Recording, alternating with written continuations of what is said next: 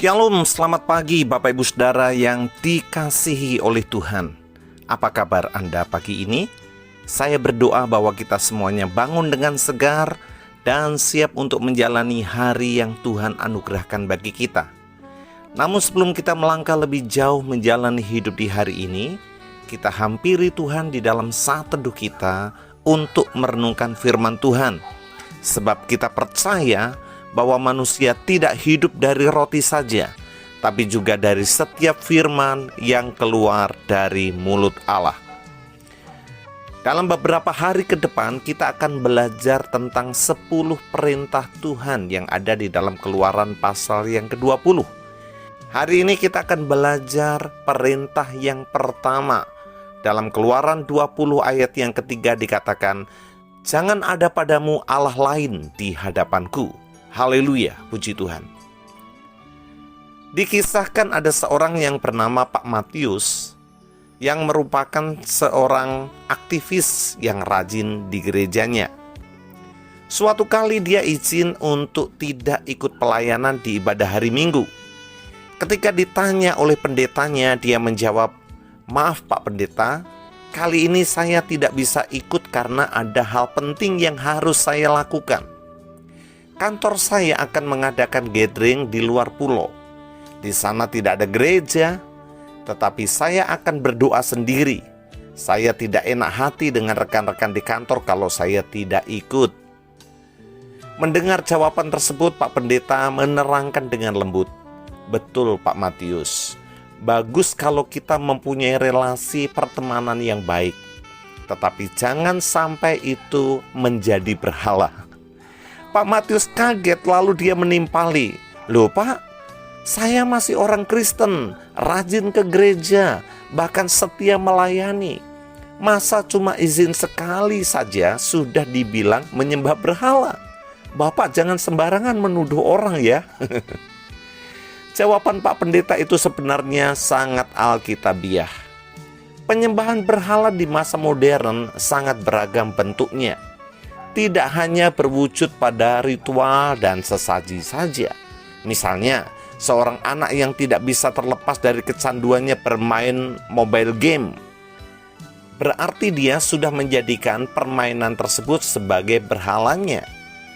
Orang tua Kristen yang masih melakukan perhitungan hari baik untuk menikahkan anaknya karena takut malapetaka akan terjadi jika melanggarnya, sesungguhnya menandakan dia percaya ada kekuatan lain di luar Allah. Nah, dalam perintah pertama di 10 perintah Tuhan ini, Allah ingin agar umatnya menyembah Dia saja, Allah yang sejati. Artinya, jika kita mengaku menjadi umat Allah, maka kita tidak boleh berpaling kepada hal-hal lain yang membuat hati kita melekat dan bergantung kepadanya. Jika ada hal demikian, buanglah itu, karena pengkhianatan kita itu akan sangat menyakiti hati Tuhan. Padahal Allah sudah rela menyerahkan anaknya untuk menebus dosa-dosa kita. Dalam bahasa Ibrani, kata yang digunakan ini adalah lo yihyeh, jangan ada padamu. Ini merupakan larangan untuk mempunyai relasi lain. Dalam hal ini, Allah menggambarkan relasi antara dirinya dengan bangsa Israel sebagaimana sebuah pernikahan yang tidak boleh ada orang ketiga. Dalam konteks masa itu, bangsa Israel tidak boleh mempunyai relasi dengan dewa-dewa, termasuk memberi korban kepada Allah lain, menyebut nama ilah lain, sujud menyembah kepada Allah lain, dan beribadah kepada Allah lain. Perlu diperhatikan bahwa Alkitab tidak semata melarang bangsa Israel untuk menyembah ilah, tetapi Alkitab dengan tegas menyatakan bahwa Allah adalah satu-satunya. Dewa-dewa sembahan bangsa lain, termasuk dewa-dewa yang disembah orang-orang di timur dekat kuno waktu itu, hanyalah konsep manusia. Dewa-dewa tersebut sebenarnya tidak ada.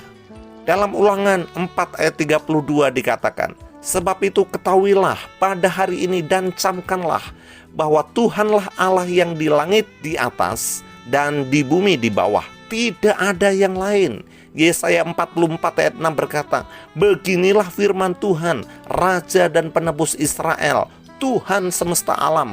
Akulah yang terdahulu dan akulah yang terkemudian. Tidak ada Allah selain daripadaku." Jadi sejak semula, Alkitab memang mengajarkan monoteisme. Dalam Perjanjian Baru, ajaran monoteisme ini juga dikuatkan kembali.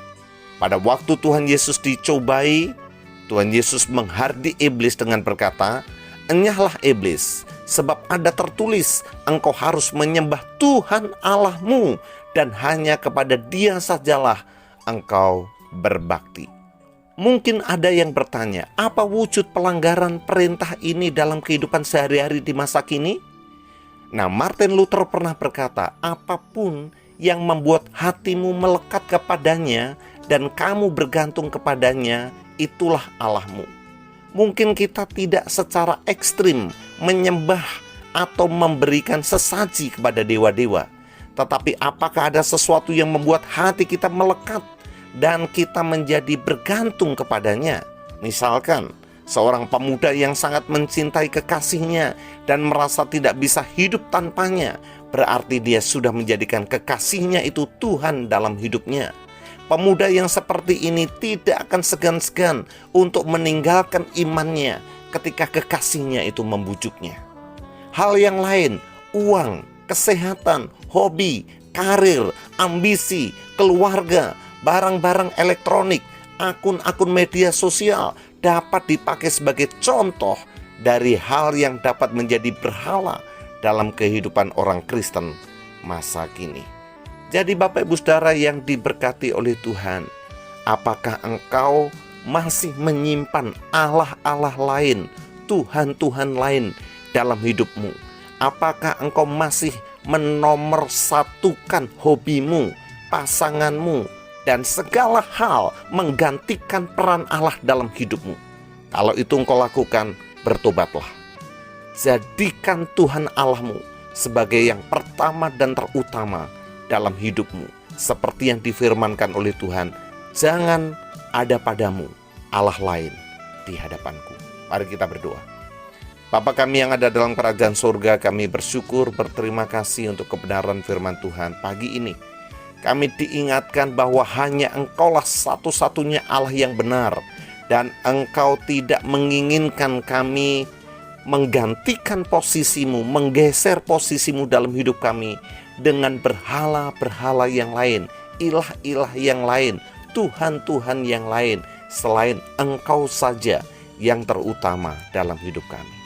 Terima kasih Tuhan, biar oleh pertolongan Roh Kudus, hati kami semakin terpaut dengan Tuhan, hati kami semakin melekat kepada Tuhan, dan menyembah kepada Engkau satu-satunya Allah yang benar dalam hidup kami. Terima kasih Tuhan, berkati aktivitas kami hari ini. Tuhan, Kau buat berhasil segala yang dikerjakan oleh tangan kami. Biarlah melalui itu semua kami merasakan pemeliharaan Tuhan nyata dalam hidup kami. Kalau ada yang susah, Tuhan Kau hiburkan, Tuhan Kau kuatkan. Kalau ada yang sakit, Tuhan Kau jamah, Kau sembuhkan, Kau pulihkan. Kalau ada yang berbeban berat, Tuhan Kau memberikan kelegaan kepada mereka. Berikan jalan keluar kepada mereka.